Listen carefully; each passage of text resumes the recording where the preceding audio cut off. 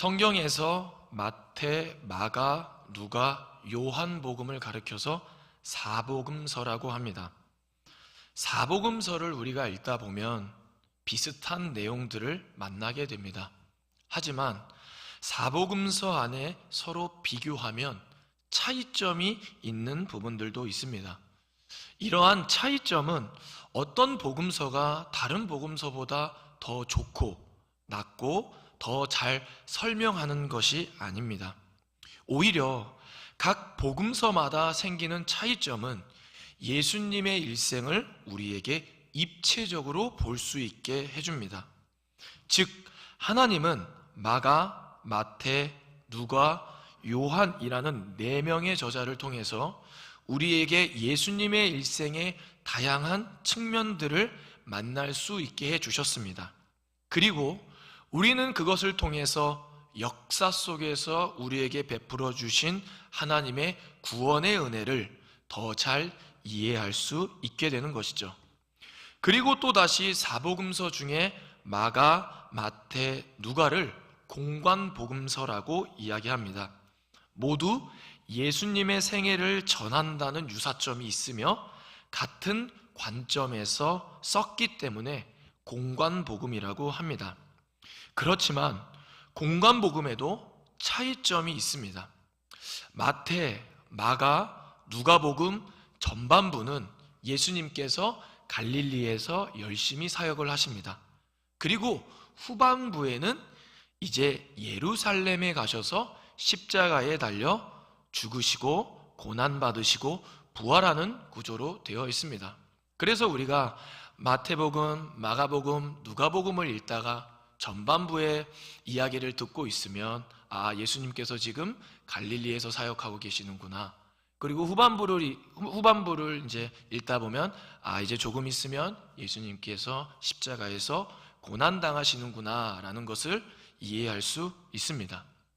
그런데 우리가 오늘 읽은 누가복음은요, 아주 독특한 구조를 가지고 있습니다.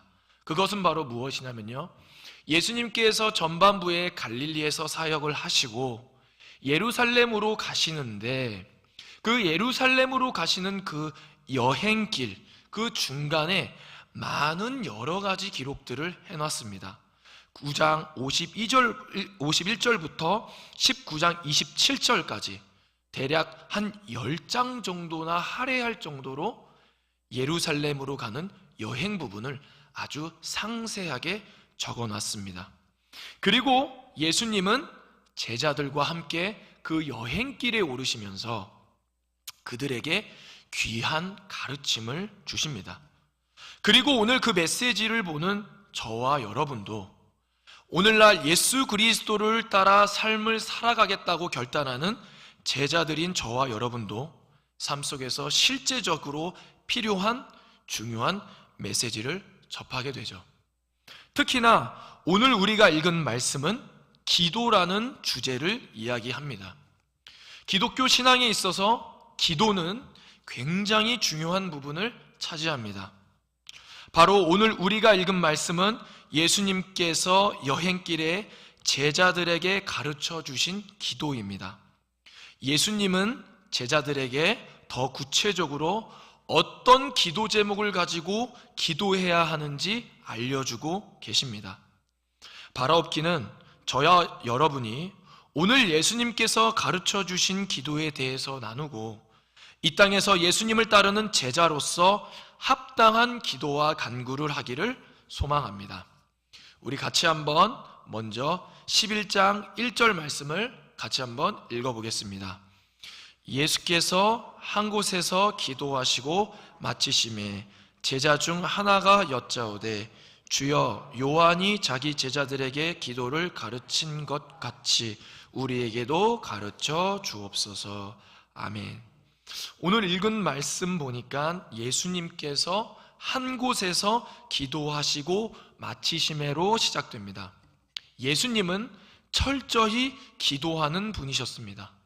여기뿐만 아니라 누가복음 5장 15절에서 16절 말씀에도 그러한 모습이 나타납니다.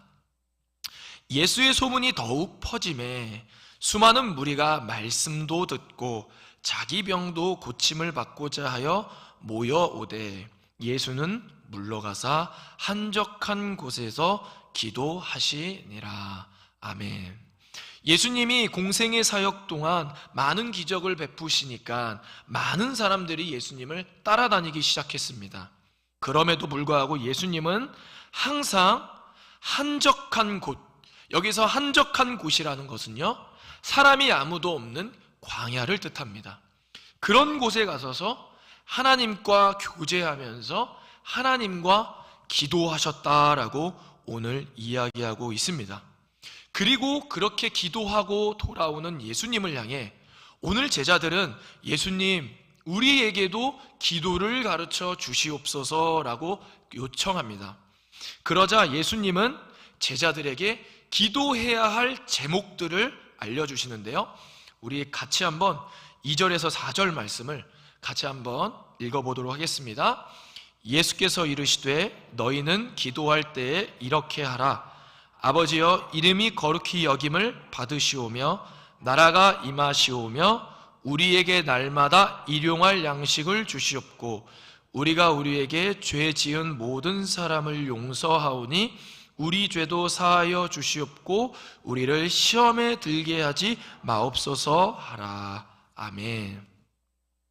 우리가 잘 알고 있는 말씀이죠. 우리가 예배 끝날 때 보통 하는 주기도문이 나옵니다. 마태복음에는 주기도문이 조금 더 길게 나왔지만 누가는 총 4가지의 기도 제목을 제시하고 있습니다. 첫째, 하나님의 이름이 거룩히 여김받기를 기도합니다. 두 번째, 하나님의 나라가 이 땅에 임하기를 간구합니다. 세 번째, 일용할 양식이 하나님께서 채워주시기를 기도합니다. 그리고 네 번째, 내가 죄 지은 자를 용서하오니 하나님 앞에 지은 죄도 용서해 달라는 간구를 합니다. 예수님께서 우리에게 알려주신 기도 제목들, 주기도문은 단순히 암송하라고 주신 기도의 제목이 아닙니다. 예수님께서 우리에게 기도를 가르치시면서 이 땅에서 우리가 정말 추구하면서 살아야 하는 것이 무엇인지 알려주고 있는 것이죠. 첫째, 하나님은 우리에게 하나님의 이름이 거룩히 여김받기를 기도하라고 말씀하고 계십니다.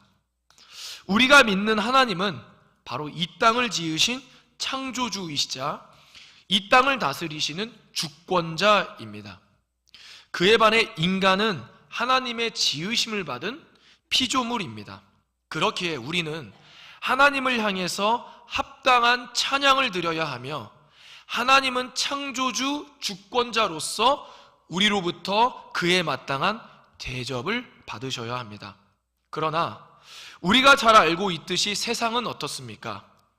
하나님을 창조주로 인정하기는커녕 인정하지 않는 무신론도 있고요, 여러 신을 섬기는 다신론도 있습니다.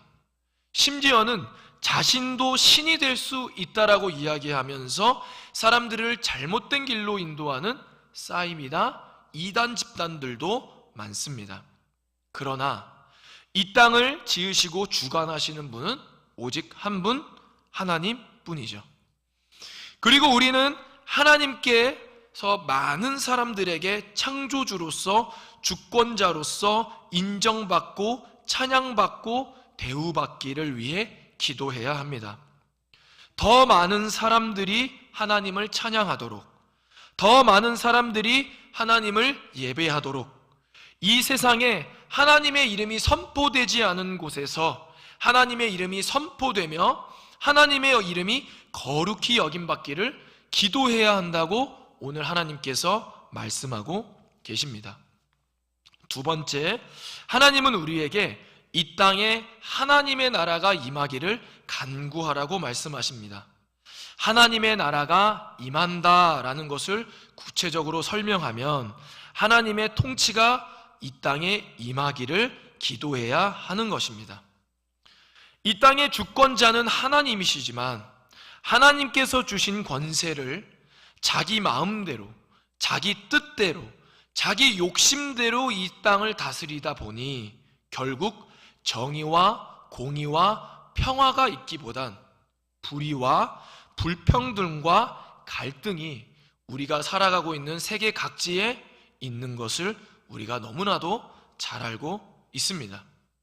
우리는 이 땅에 하나님의 나라가 임하기를 간구해야 합니다. 하나님의 나라가 임하기를 기도하는 것은 하나님, 불의와 불평등과 갈등과 전쟁이 있는 곳에 하나님의 정의와 공의와 평화가 임하기를 간구해야 한다라는 것입니다. 하나님의 나라가 이 땅에 임하기를 간구하고 노력하고 평생을 바쳤던 한 인물을 소개하려고 하는데요. 그 사람은 바로 조지 헨리라는 사람입니다. 이 사람은요, 진보와 빈곤이라는 책을 썼습니다. 그리고 이 사람은 뉴욕의 시장이 되고자 2번이나 출마를 했지만 결국 낙선이 되고 선거 유세를 하다가 죽음을 맞이한 사람입니다. 그가 쓴 진보와 빈곤이라는 책은 너무 유명해서 19세기 말에 미국에서 가장 많이 팔렸던 책은 성서고, 그 다음으로 많이 팔린 책이 바로 이 진보와 빈곤이라는 책입니다. 그래서 이 책을 톨스토이나 헬런 켈러와 같은 이러한 유명한 사람들도 추천할 정도로 굉장히 좋은 책이죠. 그런데 이 조지 헨리라는 사람은요, 예수님을 믿는 사람이었습니다.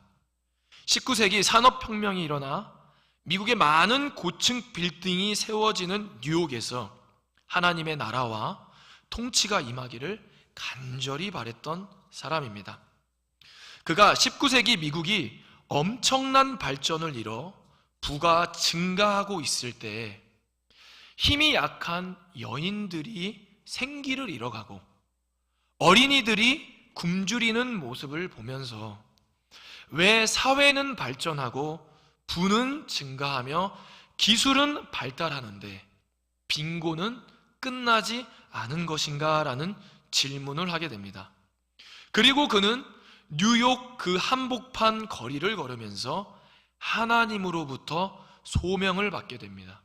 그러고 나서 그는 진보와 빈곤이라는 책을 썼습니다. 그가 쓴 책의 내용을 간추리자면 이렇습니다. 기술은 발전하고 부는 늘어나지만 그렇게 늘어난 부는 대부분 토지를 많이 가진 사람들에게 돌아가고 가난하게 생계를 유지하는 사람들의 임금은 그대로다. 그래서 결국 사회가 발전하고 발달하면 할수록 빈부의 격차는 늘어나는 악을 초래한다라고 이야기를 합니다. 그가 19세기 말에 썼던 내용이지만 오늘날 우리가 살아가는 사회도 그렇지 않습니까? 집 한 채 없이 하루하루 먹고 사는 사람이 이 땅이 많이 발전했을 때 집 한 채 없는 한 사람이 더 많은 부를 얻게 될까요? 아니면 아버지가 건물주인 그 사람이 부를 더 많이 가지게 될까요? 임금은 별로 늘어나지 않지만 그러한 사람들의 부는 천청분지로 뛰어오르는 것을 우리가 너무나도 쉽게 볼 수 있습니다. 그래서 이 조지 헨리라는 사람은 토지는 사람의 것이 아니다. 이것은 하나님이 창조한 것이다. 자연은 사람이 만든 것이 아니다. 바로 하나님이 우리에게 누구나 다 평등하게 준 것이다 라고 이야기를 하면서 단순히 법적 소유권을 가진 것으로 불로소득을 다 얻는 것이 아니라 그 불로소득으로 생긴 소득은 세금으로 징수해서 국민들에게 모두 공평하게 나누어졌을 때 비로소 이 땅에 평화의 왕이 임하게 될 것이다 라고 주장을 했습니다.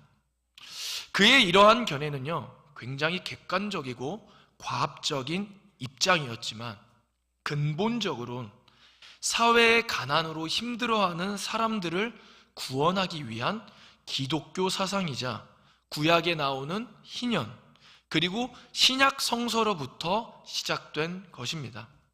그래서 그의 책을 읽어보면요, 성경에서 나오는 구절들이 쓱 문장에 나옵니다. 어쩌면 하나님의 나라가 임하기를 간구한다라는 것은 이러한 모습은 아닐까요? 이 땅의 불평등과 불의와 공평하지 못한 모습들을 보면서 하나님의 정의와 공의가 이 땅에 이루어지기를, 하나님의 나라와 통치가 이루어지기를 간구하는 것이 아닐까요? 셋째, 우리는 일용할 양식을 위해서 기도해야 합니다. 앞에 두 가지는 하나님에 대해서, 하나님의 나라에 대해서 간구했다면 이제는 자신에 대한 간구로 방향을 전환합니다. 그 첫 번째는 바로 일용할 양식을 간구해야 한다는 것입니다.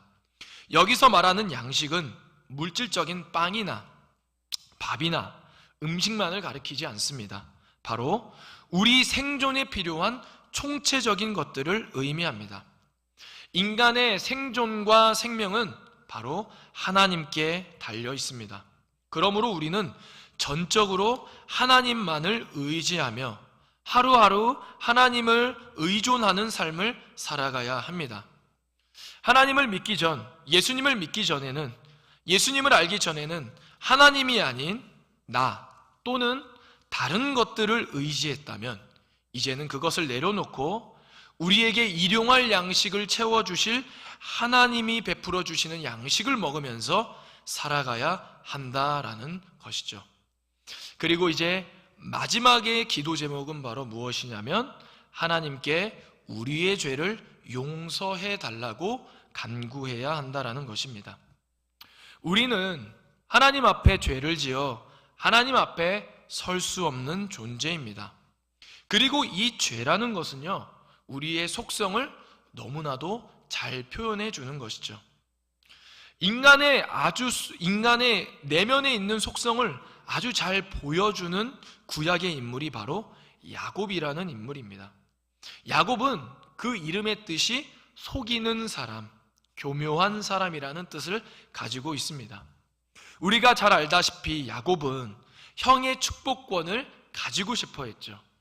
그리고 그 형의 축복권을 가지고 오고자 수단과 방법을 가리지 않고 형을 속이고 결국 그로 인해서 형과 큰 갈등을 겪게 됩니다. 야곱은 그 안에 욕심과 욕망 그리고 교묘함을 보여주는 인물입니다. 하지만 야곱 이야기는 야곱이 그러한 사람입니다 라고 하며 끝나지 않습니다.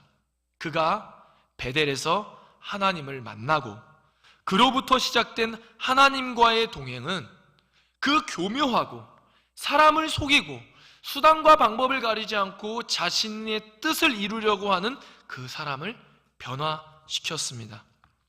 하나님을 만나기 전에 자기 욕심을 위해 누군가를 교묘하게 속이고 갈등을 일으켰던 야곱이었지만 그가 하나님으로 말미암아 변화되어서 하나님의 다스림을 받는다라는 의미를 가진 이스라엘로 그의 이름이 변화됩니다.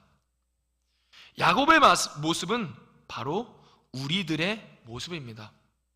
우리 안에도 많은 욕심과 욕망들이 있습니다. 그리고 그러한 욕망은요, 우리로 하여금 죄를 짓게 만듭니다. 그리고 우리가 그 죄의 습관을 들이기 시작하면 우리는 타락하고 부패하게 되는 것이죠. 그러므로 우리는 우리 안에 그러한 죄성이 있음을 하나님께 고백하고 하나님, 우리를 변화시켜 주시옵소서. 우리가 지었던 죄들에 대해서 사함받기를 간구해야 합니다.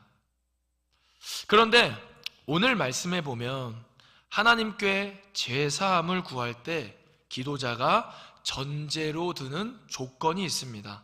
바로 그것은 무엇이냐면 나에게 죄 지은 사람을 용서하오니 하나님 저의 죄를 용서하여 주시옵소서라고 이야기합니다. 바로 사람 사이의 관계를 이야기하는 것이죠. 용서라는 단어는 나에게 상처나 어려움이나 아픔을 준 사람에 대한 미움의 마음을 내려놓는 것을 의미합니다. 그 미움의 마음, 분노의 마음을 떠나보내는 것을 의미합니다. 사실 누군가가 나에게 상처를 준다면 그를 향한 미움과 분노를 갖기 마련입니다. 그리고 그렇게 받은 상처와 아픔은 우리 마음속에 흔적으로 남아서 쉽게 없어지지 않습니다. 그러나 오늘 우리가 하나님께 우리의 죄를 용서해 달라고 간구하기 전에 먼저 우리는 우리에게 상처를 준 사람들을 향한 미움의 마음, 분노의 마음을 내려놓고 떠나보내야 한다라고 이야기하고 있습니다. 어쩌면 우리는 우리가 상처받았다는 이유로, 그 사람이 나에게 큰 잘못을 했다라는 이유로 우리가 분노와 미움의 마음을 가지고 있을지도 모릅니다. 붙잡고 있는지도 모르겠습니다. 그러나 이러한 분노와 미움의 마음은요, 결국엔 우리를 더 피폐하게 만듭니다. 우리의 마음을 더 좁게 만들고 냉소적으로 변화시키죠. 그 미움과 분노는 결코 우리에게 좋은 감정들이 아닙니다. 그렇게 우리는 하루빨리 그 미움과 분노를 내려놓아야 합니다. 시편 37편 8절에서 9절 말씀은 이렇게 이야기합니다. 우리 같이 한번 읽어보겠습니다. 분을 그치고 노를 버리며 불평하지 말라. 오히려 악을 만들 뿐이라. 진실로 악을 행하는 자들은 끊어질 것이나 야훼를 소망하는 자들은 땅을 차지하리로다. 아멘. 분을 고치고 노를 버리라고 이야기하고 있습니다. 오히려 그것을 자꾸 가지고 있으면 우리도 모르게 계속해서 하나님께 죄를 짓는 악을 맡는다라고 이야기하는 것이죠. 그렇게 우리는 그에 대한, 우리에게 상처를 준 사람들에 대한 복수는 하나님께 맡기고 하나님을 소망하는 삶이 살아야 한다는 것이죠.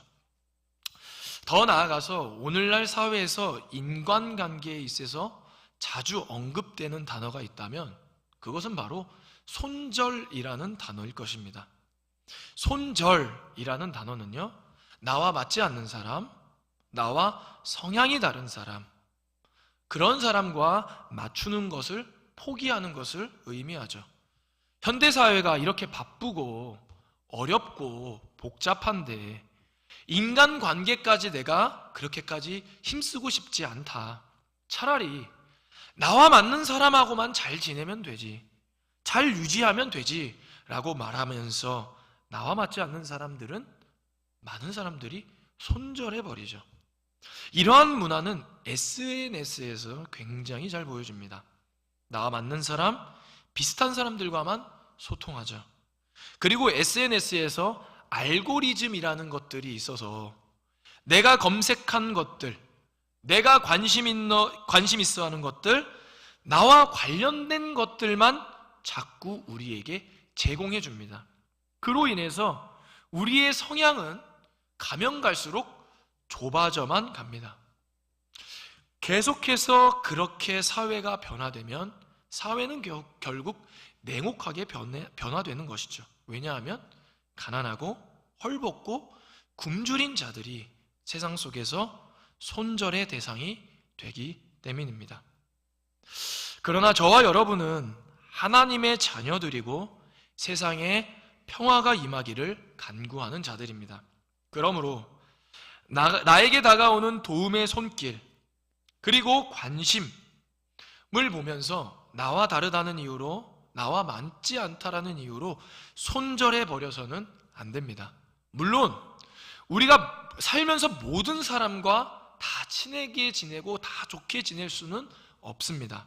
그러나 나에게 다가와 주는 사람, 그리고 나에게 관심 있어 하는 사람, 나에게 도움을 필요로 하는 사람들에게는 손절하는 것이 아니라 그 사람들의 입장을 이해하고 그들의 감정이 어떤 감정일지 생각해보고 그가 처한 상황이 어떤 상황인지 이해하려고 하는 우리의 내면의 확장을 이뤄내야 하지 않을까요? 우리가 이렇게 해야 하는 이유, 바로 예수님이 우리에게 그러셨기 때문입니다. 예수님이 우리에게 그렇게 다가오셨기 때문이죠. 하나님이 우리가 하나님을 떠나 있을 때, 죄를 지었을 때 하나님은 우리를 구원하기 위해 예수님을 이 땅에 성육신하게 하셨죠. 그리고 우리에게 다가와 주셨고 우리의 모든 죄를 십자가에서 감당해 주셨습니다. 그렇기에 우리도 누군가를 손절하는 것이 아니라 그를 이해하고 그들의 상황을, 처지를 한 번 더 생각하는 그러한 넉넉함이 있어야 할 거라고 생각이 듭니다. 오늘 하나님은 기도를 가르쳐 달라고 하는 제자들에게 4가지의 기도의 제목을 알려주셨습니다. 기도란 바로 우리가 하나님께 드리는 간구이자 우리의 삶 속에서 추구해야 하는 것들입니다. 오늘 예수님이 알려주신 기도의 제목은 우리가 기도할 때 그저 항목에 끼워 넣어서 한마디 하는 기도의 제목이 되어서는 안 됩니다. 바로 우리가 예수님을 따르는 그리스도인 제자로서 무엇을 추구하며 살아가야 하는지 그 방향을 제시해 주기 때문입니다. 우리는 더 이상 자신을 위해 살아가는 자가 아니라 하나님의 이름이 거룩히 여김받기를 위해 간구하는 자들이 되어야 합니다. 이 땅에 창조자, 주권자, 구원자이신 하나님의 이름이 더 많이 선포되기를, 하나님의 이름이 더 찬양되기를, 하나님을 예배하는 사람들이 더 많아지기를 간구해야 합니다. 우리 2번째, 우리는 우리의 자신의 부를 늘려서 나의 나라를 확장하는 삶을 살아가는 것이 아니라 하나님의 나라가 이 땅에 임하기를 간구하며 살아가야 합니다. 사회는 발전하고 부는 많아진다 할지라도 이 땅에 불의와 불평등, 가난과 아픔이 계속해서 많습니다. 하나님, 그러한 곳에 하나님의 정의와 공의와 평화와 자유가 임하게 하옵소서. 우리는 이렇게 간구해야 하는 것이죠. 3번째, 우리는 일용할 양식을 간구해야 합니다. 하나님, 우리의 발걸음을 주님께서 인도하여 주시옵소서. 매일의 삶에 전적으로 하나님을 의지하며 살아가게 하옵소서. 그렇게 간구해야 하는 것이죠.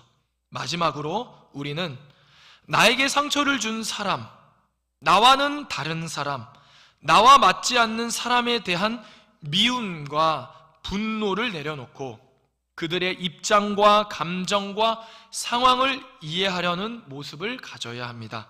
그렇게 함으로써 하나님께 나아가 하나님, 제가 그러한 사람들을 용서한 것처럼 우리의 죄도 용서함 받기를 간구해야 하는 것이죠. 오늘 예수님께서 가르쳐 주신 기도에 따라 삶의 방향을 추구하면서 살게 된다면, 그렇게 살아가는 우리의 모습을 보는 세상 사람들은 우리를 어떻게 볼까요? 자신을 위해 살아가는 세상 사람들이 볼 때는요, 오늘 나눴던 이 기도의 제목들이 굉장히 인생에 있어서 무의미한 것처럼 보입니다. 어떨 때는 허무맹랑한 이상을, 그리고 허상을 바라보면서 추구하면서 살아가는 사람처럼 보일 수 있습니다. 그러나 오늘 제가 말씀 중간에 나눴던 조지 헨리라는 그 사람의 무덤 굵기에는 이런 말이 쓰여져 있습니다. 지금까지 내가 밝히려고 노력한 진리는 쉽사리 수용되지 않을 것이다. 수용이 쉬운 진리였다면 벌써 수용되었을 것이다. 수용이 쉬운 진리였다면 은폐되지도 않았을 것이다. 그러나 이 진리에도 지지자들은 반드시 있다. 이 진리를 위해 수고하고 고통받고 심지어 죽는 사람도 있을 것이다. 바로 이것이 진리의 힘이다 라고 그 무덤 굵기에 써 있습니다. 바라옵기는 저와 여러분이 예수님이 가르쳐 주신 진리의 기독 제목들을 간구하고 추구하는 삶을 살아가기 원합니다. 우리의 삶 속에서 이러한 모습들로 작게 실천하여 진리의 힘으로 세상을 변화시키는 주님의 제자들이 되기를 소망합니다. 기도하겠습니다. 하나님, 감사합니다. 오늘 우리에게 우리가 기도해야 할 제목들을 알려주시니 너무나도 감사합니다.